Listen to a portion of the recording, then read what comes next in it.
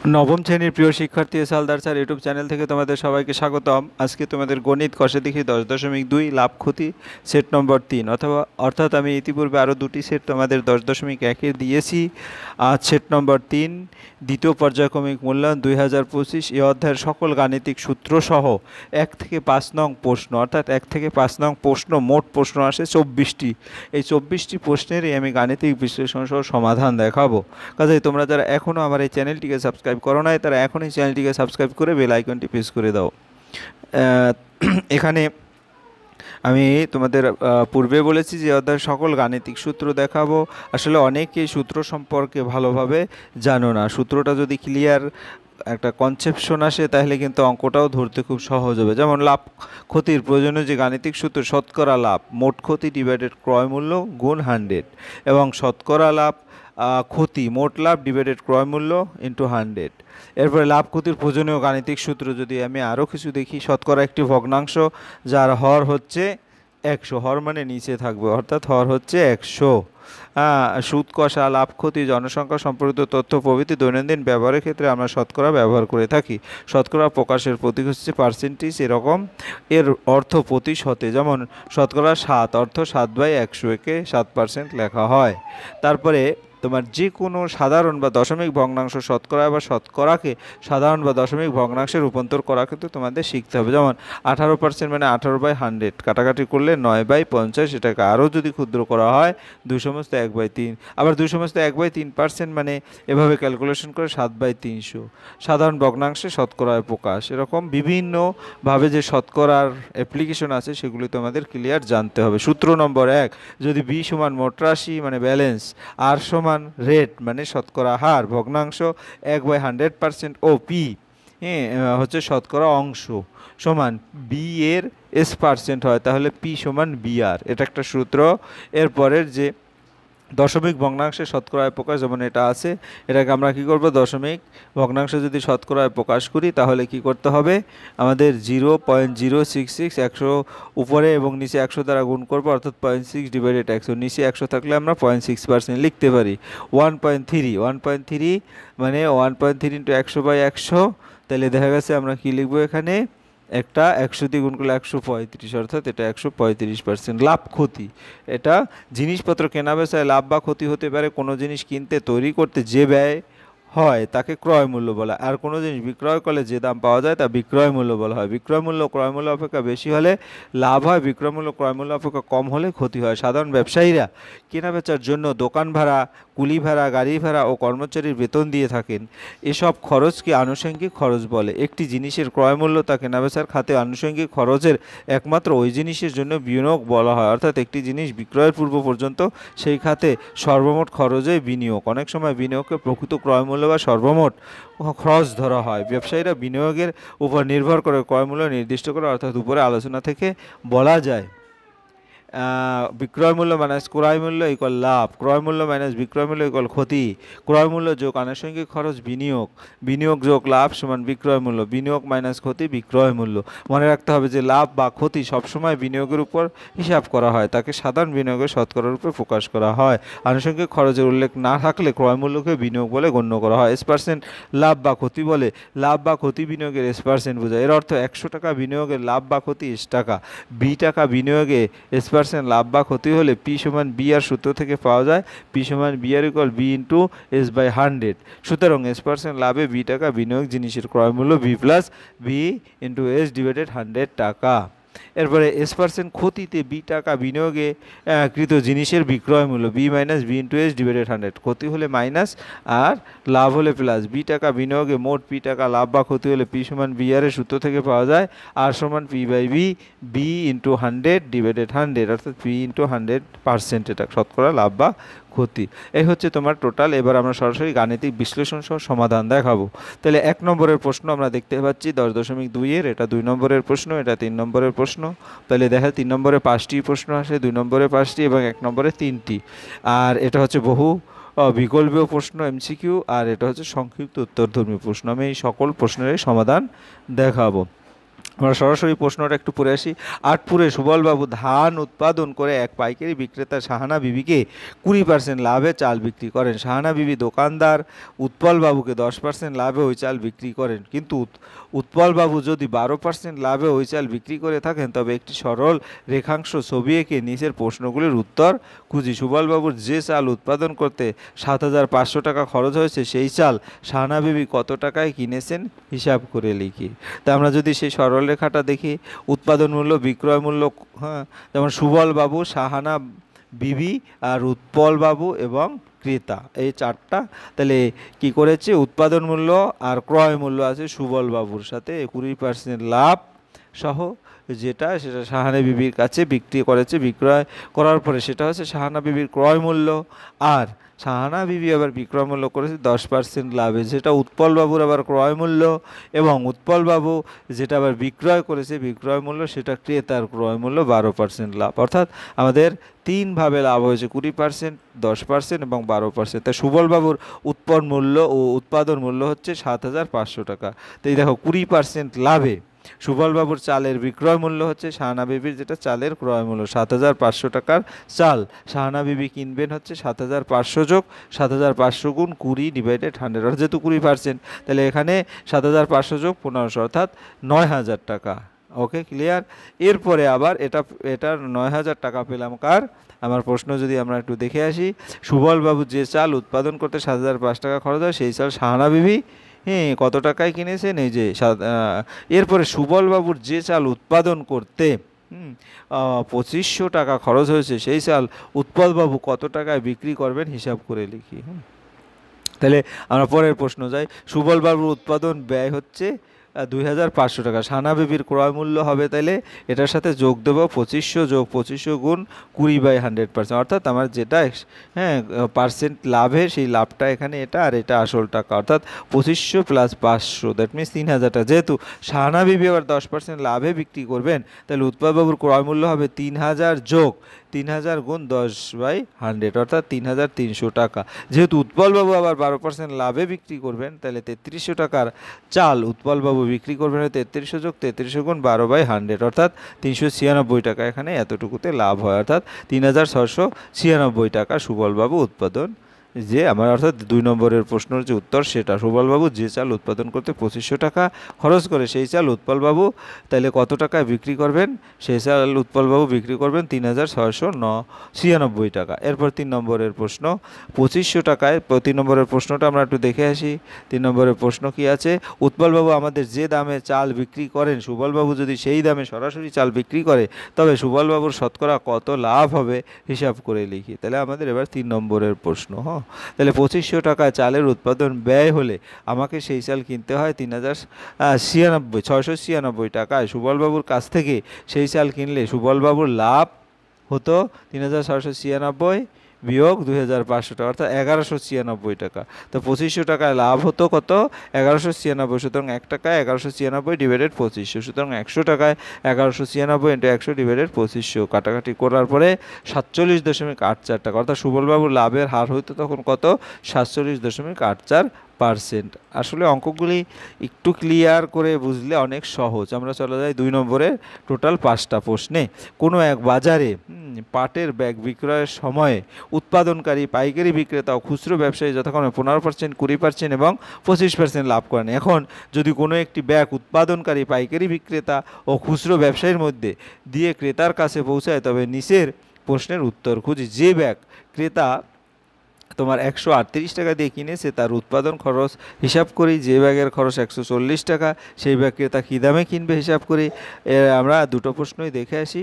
তা মনে করি ক্রেতা যে ব্যাগটি 138 টাকায় কিনেছে, তা একটু দেখো উৎপাদন ব্যয়, বিক্রয় মূল্য, আবার এটা কার, এটা উৎপাদনকারী, তারপরে পাইকারি বিক্রেতা ক্রয় মূল্য, বিক্রয় মূল্য, আবার খুচরো ব্যবসায়ীর ক্রয় মূল্য, বিক্রয় মূল্য এবং ক্রেতা হচ্ছে সরাসরি ক্রয়। মনে করি ক্রেতা যে ব্যাগটি 138 টাকা কিনেছে সেই ব্যাগটি উৎপাদন ব্যয় X টাকা, অর্থাৎ উৎপাদন এই যে এখানে কিনেছে কিন্তু উৎপাদন হয়েছে এই জায়গায়, তাহলে সেটা কত টাকা সেটা বের করতে হবে। তাই যাই হোক 15% লাভে উৎপাদনকারী পাইকারি বিক্রেতাকে বিক্রয় করলে বিক্রয় মূল্য হয় X + X এর 15/100, অর্থাৎ এখানে x plus thrice x by 20, that means 23x/20 টাকা।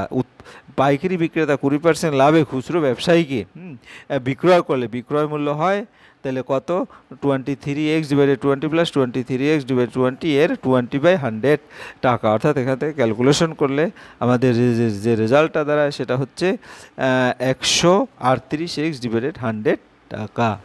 এরপরে খুচরো ব্যবসায়ী 25% লাভে ক্রেতাকে বিক্রয় করলে বিক্রয় মূল্য আবার 138x যোগ 138x এর 25/100, অর্থাৎ 690x/400 টাকা। প্রশ্ন অনুসারে এটাও যদি একটু কাটি, 69/40 সমান 138, তাহলে এখান থেকে আমরা দেখি x সমান আসে কত, 80, অর্থাৎ ওই ব্যক্তির উৎপাদন ব্যয় হচ্ছে 80 টাকা। ক্লিয়ার? আমরা এই পদ্ধতিটাই দেখি, আমরা বিকল্প পদ্ধতি দেখব না। ব্যাগের উৎপাদন খরচ 140 টাকা হলে 15% লাভে উৎপাদনকারী পাইকারি বিক্রেতাকে বিক্রয় করলে বিক্রয় মূল্য হবে 140 যোগ 140 এর 15/100, অর্থাৎ 21 টাকা লাভ সহ 161 টাকা। আবার 20% লাভে পাইকারি বিক্রেতা খুচরো ব্যবসায়ীকে বিক্রয় করলে বিক্রয় মূল্য হবে 161 যোগ 161 এর 20/100 টাকা, অর্থাৎ 161 যোগ 32.2, 193.2 টাকা। এরপরে আমার 3 নম্বরের যে 25% লাভে খুচরো ব্যবসায়ী ক্রেতাকে বিক্রয় করলে বিক্রয় মূল্য হবে 193.2 যোগ এর 25/100, অর্থাৎ 241.5 টাকা। সেই ভাগ ক্রেতা 241.50 টাকায় কিনবে। আমরা বিকল্প পদ্ধতি দেখব না এখন। এবার 3 নম্বরের প্রশ্ন। 3 নম্বরের প্রশ্নটা আমরা একটু দেখেই আসি প্রশ্ন সরাসরি। 3 নম্বরে খুচরো ব্যবসায়ী যে ব্যাগ 98 টাকা দিয়ে কিনেছেন, খুচরো ব্যবসায়ী সেই ব্যাগ কিনতে ক্রেতাকে কত টাকা দিতে হবে খুচরো ব্যবসায়ী। তাহলে খুচরো ব্যবসায়ীর ক্ষেত্রে আমরা যদি একটু দেখি 3 নম্বর প্রশ্নের উত্তর হচ্ছে এই যে, খুচরো ব্যবসায়ী ক্রয় মূল্য 98 টাকা হলে 25% লাভে ক্রেতাকে ব্যাগটি বিক্রয় করলে ক্রেতার ক্রয় মূল্য হবে ক্রেতার 98 যোগ 98 এর 25%, অর্থাৎ 25/100, অর্থাৎ 24 টাকা এক্সট্রা লাভ 122.5 টাকা। ক্রেতা ব্যাগটি 122.5 টাকায় কিনবেন। যে ব্যাগ পাইকারি বিক্রেতা 175 টাকায় কিনেন পাইকারি বিক্রেতা, সেই ব্যাগ ক্রেতাকে কিনতে হবে 175 ইন্টু 1 প্লাস 20/100 ইন্টু 1 প্লাস 20/100 টাকায়। তাহলে দেখা গেছে 175 ইন্টু 6/5 ইন্টু 5/4, তাহলে 262.5 টাকা। ক্রেতাকে ব্যাগটি 262.50 টাকায় কিনতে হবে। আমরা 5 নম্বরের প্রশ্নটা একটু দেখে আসি। ক্রেতা যে ব্যাগ 276 টাকায় কিনেছে সেই ব্যাগ সরাসরি পাইকারি বিক্রেতার থেকে কিনলে কত টাকায় সাশ্রয় হতো হিসাব করি। তাহলে আমরা যদি দেখি, ক্রেতা যে ব্যাগ 276 টাকায় কিনেছে, মনে করি সেই ব্যাগ পাইকারি বিক্রেতার থেকে কিনলে দাম হতো y টাকা। তো y into 1 plus 20/100 into 1 plus 25/100 সমান 276। এখান থেকে ক্যালকুলেশন করলে y আসে কত, y আসে 84। ক্রেতা সরাসরি পাইকারি বিক্রেতার থেকে কিনলে তার সাশ্রয় হবে 276/184, অর্থাৎ 92 টাকা। এই ক্যালকুলেশনটা কিন্তু একবারে সহজ। এটার সাথে এটা কাটবে, তারপরে 1/5 হবে। তাহলে 6/5 হলো, আর এখানে একইভাবে 5/4 হলো। পরে এগুলি ডান পাশে নিয়ে ক্যালকুলেশন করলে 184 টাকা হবে। এরপর আমরা পরের প্রশ্ন যাব, 3 নম্বরের প্রশ্ন। একটি সাইকেলের উৎপাদন খরচ ও বিভিন্ন পর্যায়ে ক্রয় মূল্য, যেমন উৎপাদন খরচ 1050 টাকা, পাইকারি বিক্রেতার ক্রয় মূল্য 1260 টাকা, খুচরো ব্যবসায়ীর ক্রয় মূল্য 1449 টাকা, ক্রেতার ক্রয় মূল্য 1666.35 টাকা। এখন হিসাব করে দেখি সাইকেল বিক্রি করে খুচরা ব্যবসায়ী শতকরা কত লাভ হবে। তাই দেখো, উৎপাদন খরচ 1050, পাইকারি বিক্রেতা, খুচরো ব্যবসায়ী, ক্রেতা। তাই আমার এখান থেকে সরাসরি খুচরো ব্যবসায়ী প্রশ্নটা আবার দেখি। খুচরো ব্যবসায়ী শতকরা কত লাভ হবে। খুচরো ব্যবসায়ী অর্থাৎ আমাদের এই খুচরো ব্যবসায়ী এর কত টাকা লাভ হবে সেটা বলছে। তো খুচরো ব্যবসায়ীর ক্রয় মূল্য 1449 টাকা, খুচরো ব্যবসায়ীর বিক্রয় মূল্য 1666.35 টাকা। তাহলে লাভ হবে কত? লাভ হচ্ছে 217.35 টাকা। তাহলে 1449 টাকায় লাভ হয় 217.35, সুতরাং 1 টাকা 100 টাকায় কাটাকাটি করলে 15 টাকা, অর্থাৎ খুচরো বিক্রেতার লাভের হার 15%। এবার 2 নম্বর, পাইকারি বিক্রেতার ক্রয় মূল্য 1260 টাকা। আমরা 2 নম্বরের প্রশ্নটা দেখে আসি। হিসাব করে দেখি সাইকেল বিক্রি করে পাইকারি বিক্রেতার শতকরা কত লাভ হবে। পাইকারি বিক্রেতার ক্রয় মূল্য, তাহলে এখানে এত টাকায় বিক্রয় করেছে, তাহলে কত টাকা লাভ হবে সেটা আমরা দেখবো। অর্থাৎ দ্বিতীয় এবং তৃতীয় স্টেপ। পাইকারি বিক্রেতার ক্রয় মূল্য 1260 টাকা, পাইকারি বিক্রেতার বিক্রয় মূল্য 1449, লাভ হচ্ছে 189। তো 1260 টাকায় লাভ হয় 189, সুতরাং 1 টাকায় সহজ হয়, সুতরাং 100 টাকায়। এটা কিন্তু 15 টাকা, পাইকারি বিক্রেতার লাভের হার 15%। এরপর 3 নম্বর, উৎপাদন খরচ 1050 টাকা, উৎপাদনকারীর বিক্রয় মূল্য 1260 টাকা, তো উৎপাদনকারীর লাভ হচ্ছে 210 টাকা, তাই 1050 টাকায় লাভ হয় 210 টাকা, 1 টাকা, সুতরাং 100 টাকা, 20 টাকা, উৎপাদনকারী লাভ হার 20%। এবার 4 নম্বরের প্রশ্ন, ক্রেতাকে 1050 টাকায় বেশি দিতে হয় 1666.35 টাকা, অর্থাৎ 616.35 টাকা। ক্রেতাকে 1 টাকা বেশি দিতে হয় 1050 নিচে আসবে, ক্রেতাকে 100 টাকা বেশি দিতে হয়, অর্থাৎ এখানে 58.7%। সাইকেল কিনতে ক্রেতাকে উৎপাদন খরচের 58.7% বেশি দিতে হয়। এরপর 5 নম্বর, উৎপাদনকারী 30% লাভ হলে উৎপাদনকারীর বিক্রয় মূল্য হবে 1050 যোগ 1050 30%, অর্থাৎ 1365 টাকা। ক্রেতার সাশ্রয় হবে তখন 300, এখানে 1666.35 আর 1365 থেকে, অর্থাৎ 301 টাকা 35 পয়সা। ক্রেতার নির্ণয় সাশ্রয় হবে 301 টাকা 35 পয়সা। এরপর আমরা সরাসরি 4 নম্বরের প্রশ্ন যাব, বিকল্প প্রশ্ন। ক্রয় মূল্য বিক্রয় মূল্য অনুপাত 10:11 হলে শতকরা লাভ। এটা কিন্তু একটা ভালো প্রশ্ন।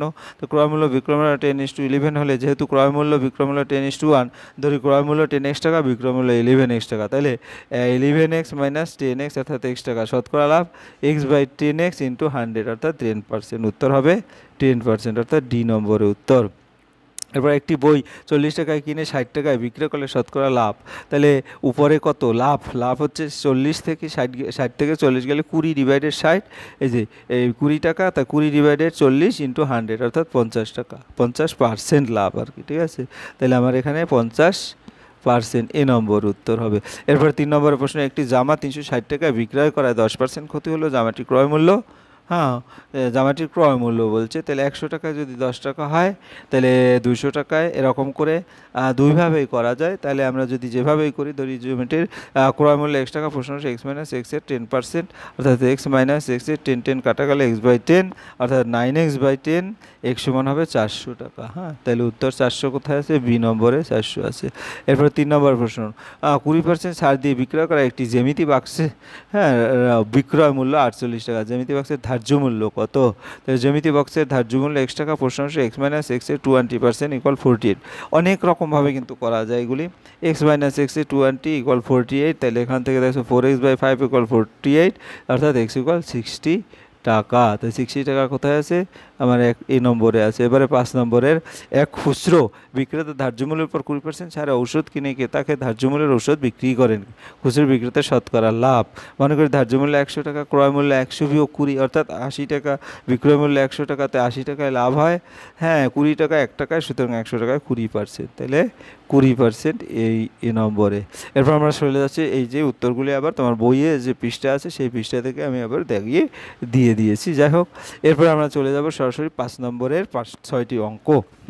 তাহলে ক্রয় মূল্যের উপর 20% লাভ হবে, বিক্রয় মূল্যের উপর শতকরা কত লাভ? মনে করি ক্রয় মূল্য 100 টাকা, 20% লাভে বিক্রয় মূল্য 100 যোগ 20, 120 টাকা, 120 টাকায় লাভ হয় 20 টাকা, 1 টাকায়, সুতরাং 100 টাকায় 50/3 অর্থাৎ 16 সমস্ত 2/3%। আশা করি বুঝতে পেরেছো। এবার 2 নম্বরের প্রশ্ন, বিক্রয় মূল্যের উপর 20% লাভ হলে ক্রয় মূল্যের উপর শতকরা কত লাভ? মনে করি বিক্রয় মূল্য 100 টাকা, তো বিক্রয় মূল্যের উপর 20% লাভ মানে 100 বিয়োগ 20 টাকা, বিক্রয় মূল্য 20% লাভ, তাই না? তাহলে 80 টাকা, অর্থাৎ 80 টাকায় লাভ হয় 20 টাকা, 1 টাকায়, সুতরাং 100 টাকায় 25 টাকা।